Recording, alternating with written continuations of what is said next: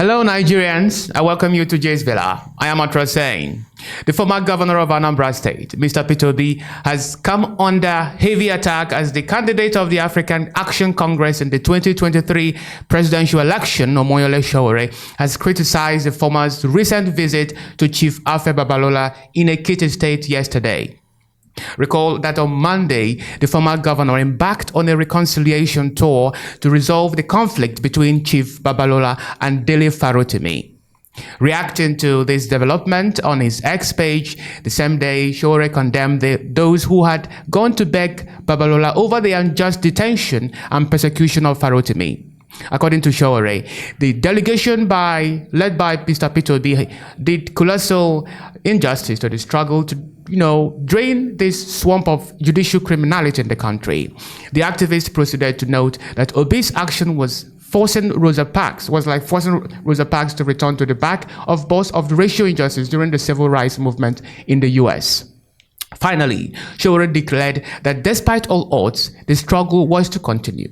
Now, what is an interesting political action? We have two great leaders, Peter Obi and Sowore. The two are committed to truth, human rights, and justice. Both are driven by are not driven by ethnic sentiments.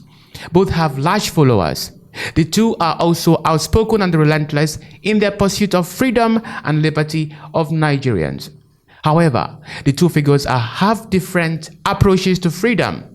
While Peter Obi's strategy borders on dialogue, Sowore takes on a more direct but perhaps non-violent tactic of demonstration. In this regard, he had earlier called for mass protests in 6 locations, home and overseas, in order to force the government to free Farotimi. Sowore was also instrumental in the End Bad Governance protest held in August this year. The difference in strategy, very glaring, very clear. Meanwhile, what it seems to be outstanding in Peter Obi is that he has many a time received attacks from Sowore. He himself has not made any known condemnation of the AAC activist. Now let me show you some of the instances Sowore slammed Peter Obi. Take a look. I don't think Peter Obi's supporters are fair to him. They're trying to make Peter Obi into a Che Guevara. As if they just discovered that he's one of them. And that's been my issue with the guys who call themselves obedience. It's like, where do you think Peter Obi came from? He came from, this is his family, these are his people, And he must be shocked that you guys are crying over it. So they work together. These are his people. These are his brothers, his uncles. He refers to Tinubu as his uncle. So I think the biggest problem the obedience movement is having is that they have this product they are trying to package and sell to the public. And when each time people open it, they discover it's fake. And then they start kicking themselves in the groin. But this is nothing new to me. I knew Peter Obi a long time ago. But like I said, I think he must be shocked that you guys are wondering that he's greeting one of his grandfathers. Before you discovered Peter Obi, I was already running for president.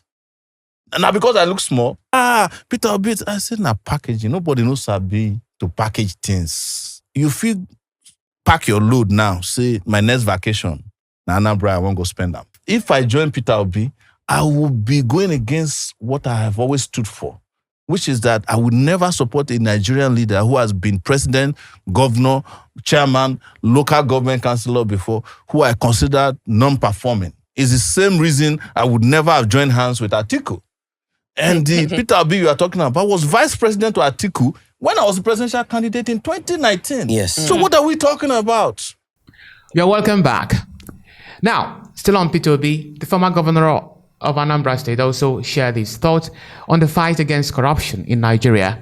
Speaking via a tweet in reaction to the International Anti-Corruption Day, Mr. Obi said, and I quote, "Today, the global community marks a very important day, International Anti-Corruption Day, which holds a very important lesson for us in Nigeria. Considering how our dear nation has been burdened over the years by a sickening level of corruption at all levels of government and across the different arms of government, A few days ago, I read a media report credited to the Independent Corrupt Practices and Other Related Offences Commission, which boldly stated that corruption has brought Nigeria to its knees, economically and socially, and I could not agree more. Corruption is indeed the bane of our national development, from lack of transparency in budgeting and allocation of funds to misappropriation of public funds through mindless looting and budget padding to abuse of public office for personal gains and many layers of contract inflation. All are different manifestations of corruption across different levels of government, not to mention the bribery, favoritism, and toll gating that go on in different offices. Our corruption perception index of 145 out of 180 countries measured shows the high level of corruption in Nigeria, which needs to be fought to a standstill if we must expect any meaningful development. Now, added to date, we are today ranked among the 11 worst ruled African nations in the last 10 years. All these have not only continued to discourage good governance, but have continued to clog the wheels of our national development. Just recently, I read in the media how the Auditor General of the Federation uncovered financial infractions amounting to 3.40 trillion in some government ministries. A whopping 3.403 trillion not accounted for in the single year, an amount bigger than 20% of our national budget for the said year. We are together grappling with a very high debt profile occasioned by the insatiable hunger for more loans by the government without a commensurate account of all the previous loans already received and piled up for the next generations. There are no visible investments or positive impacts on the economy from these loans, showing that they were likely misappropriated or consumed. All these are different manifestations of the endemic corruption eroding our development and efforts. The anti-graft and anti-corruption agencies must step up their fight against corruption and begin to preoccupy themselves with serious issues of national interest.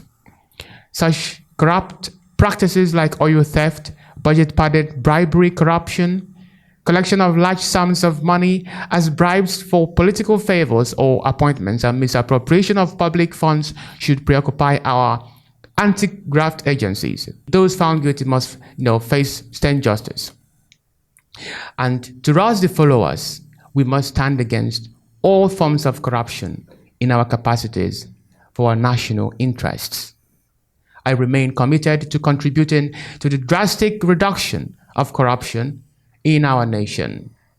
As I have always maintained, in any organization or nation where the leaders are not corrupt, corruption is reduced by over 60%, and fighting the remaining becomes manageable. A new Nigeria is possible. End of quote. And with this, I draw the curtain on this edition of Jay's Villa. If you like my videos, do not hesitate to hit the like button, make your comments, share my videos, and then subscribe to the Diaspora Digital Media for more exciting stories. I am Rosa. Bye-bye.